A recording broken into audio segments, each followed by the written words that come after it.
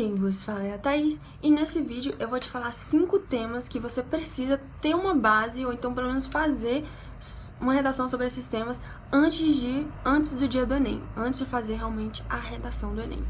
Eu escolhi esses temas de acordo com eixos temáticos, então aqui a gente vai ter um tema sobre educação, outro sobre saúde, outro sobre algum problema urbano e um sobre meio ambiente. Eu acho importante que você saiba desses temas porque, assim, a argumentação talvez não seja tão difícil de você pegar um tema assim que você nunca viu na vida, mas a parte de citação e conclusão é importante que você tenha pelo menos uma base para saber quais órgãos citar, qual seria uma intervenção boa.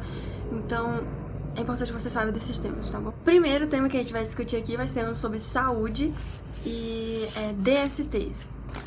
Olha, eu escolhi esses temas não só por eixos temáticos, mas também da probabilidade de cair. Eu acho que também pode cair DSTs esse ano, então juntando o útil ao agradável. Vou começar pelas citações, depois pelos argumentos e depois um estilo de conclusão que você poderia usar. Primeiro, na Roma Antiga, a população acreditava que DSTs eram um castigo de Vênus, deusa do amor. Então, a gente poderia colocar que antigamente eles não sabiam as causas, não sabiam nem como resolver esse problema, mas eles acreditavam que era um castigo. Colocava a culpa em uma entidade. Mas, atualmente, a gente sabe as causas, a gente sabe como prevenir, sabe até como tratar, mas mesmo assim o problema vem acontecendo e continua. Beleza, essa seria a primeira citação. A segunda seria falando sobre Renato Russo, que ele morreu de uma doença sexualmente transmissível e foi um grande prejuízo à cultura brasileira. Beleza, esses dois aí. Agora vamos para a consequência. Eu vou falar sempre argumentos de consequência e de causa. Lembrando que você pode fazer uma redação só de causas ou de consequência e causa. O que seria isso? A gente tem 2 parágrafos de desenvolvimento, né? No primeiro, você colocaria a consequência e no segundo a causa. Esse seria um estilo de redação. Agora, outro estilo seria você colocar um de causa e outro também de causa. 2 argumentos de causa. E não tem problema, é só outro estilo de redação. Você escolhe qual é o mais fácil pra você, tá bom? O que eu acho mais fácil pra mim é o de consequência e causa. E uma consequência dos STs, vamos lá. Ela onera o SUS. O que seria isso? A gente causa mais gastos pro SUS. Pensa comigo. O que é mais fácil? A gente prevenir um DSTs, que seria só com preservativo, ou então custear todo o tratamento da pessoa? Custear, não sei, às vezes até UTI a pessoa vai precisar. Então é muito mais barato pro governo, pro SUS, custear a parte de prevenção do que a resolução de quando já tá acontecendo, né? De quando a pessoa já tá com a doença. Então, a primeira consequência seria essa, além de causar vítimas, né? Então, colocaria essas 2 consequências. Os gastos públicos iam aumentar, essa é uma consequência. Os gastos públicos aumentam, essa é a consequência. E a outra consequência é os danos às vítimas, né? Que podem morrer e tudo, tem toda essa parte mais civil. Agora, os argumentos de causa. Por que esse problema continua?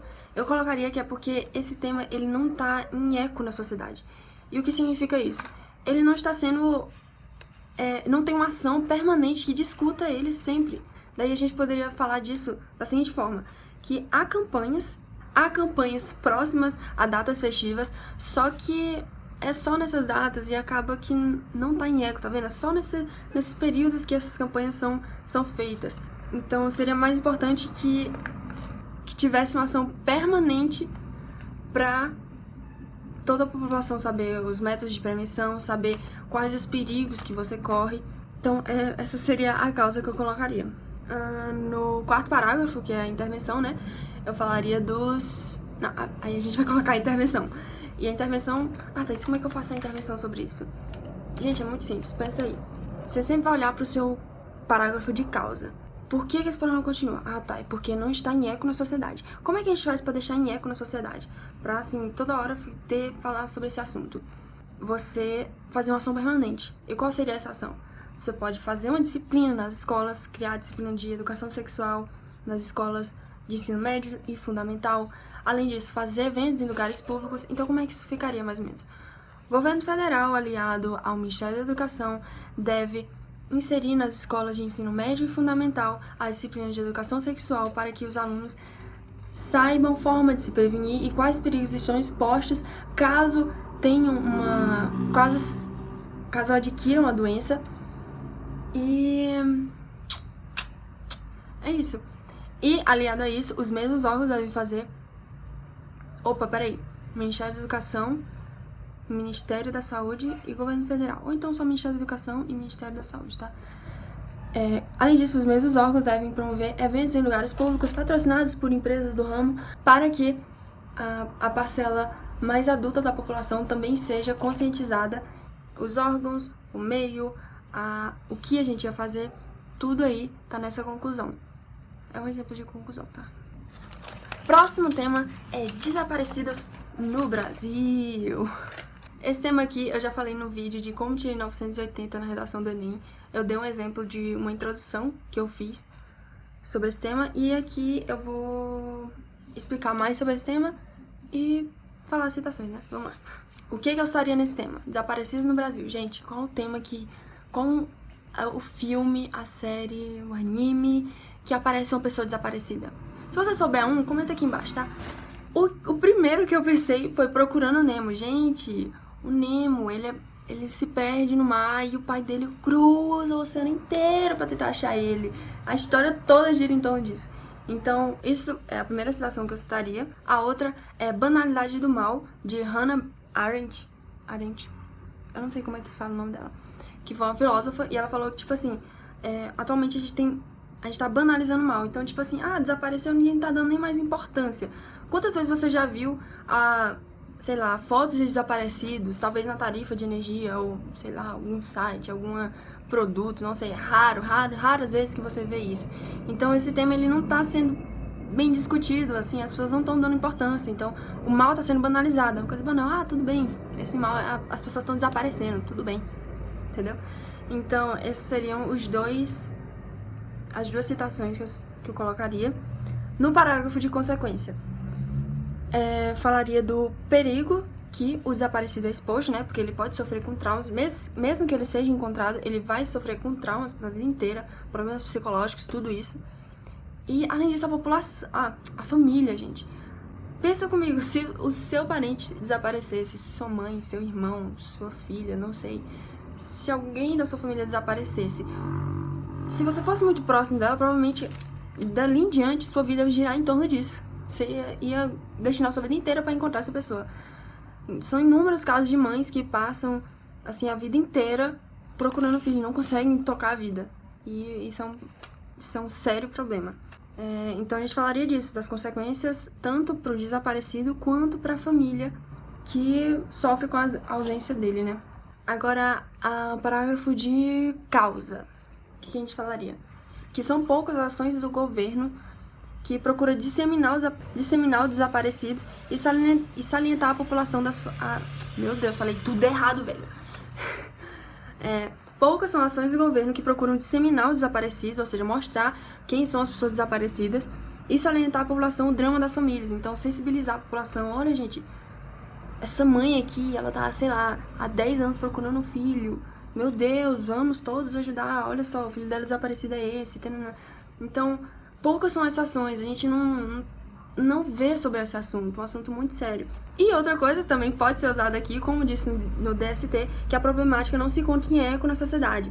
Fato que promove o distanciamento dos personagens envolvidos e, consequentemente, a baixa quantidade de denúncias. Então, isso do governo não mostrar para a população esse problema e não ter essa preocupação, acaba diminuindo a quantidade de denúncias e, consequentemente, não vai achar o desaparecido.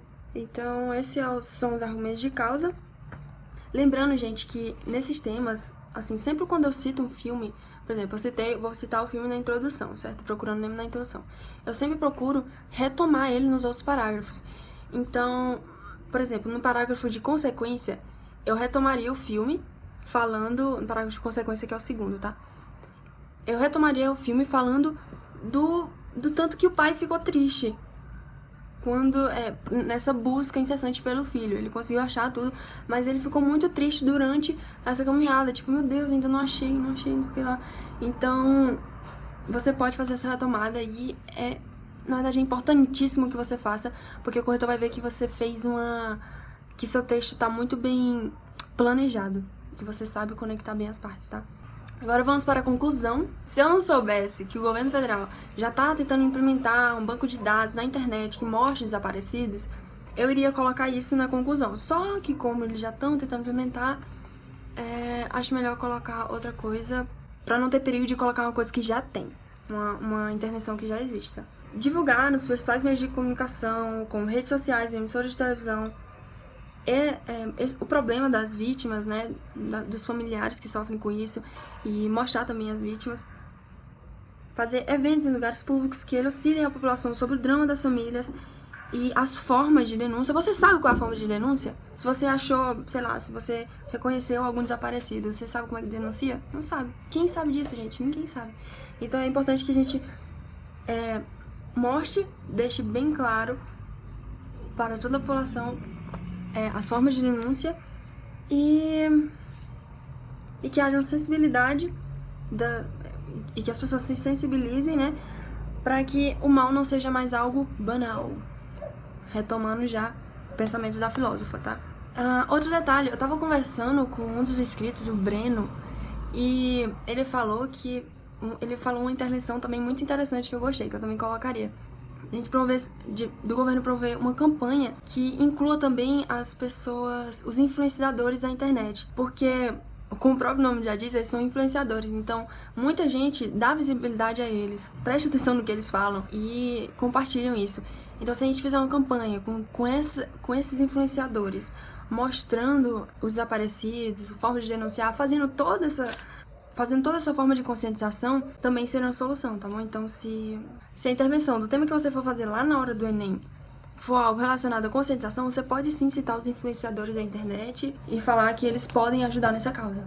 Agora vamos para um eixo temático de meio ambiente e falar sobre a crise hídrica. Bom, vamos direto ao ponto. Quais são as citações que eu colocaria aqui?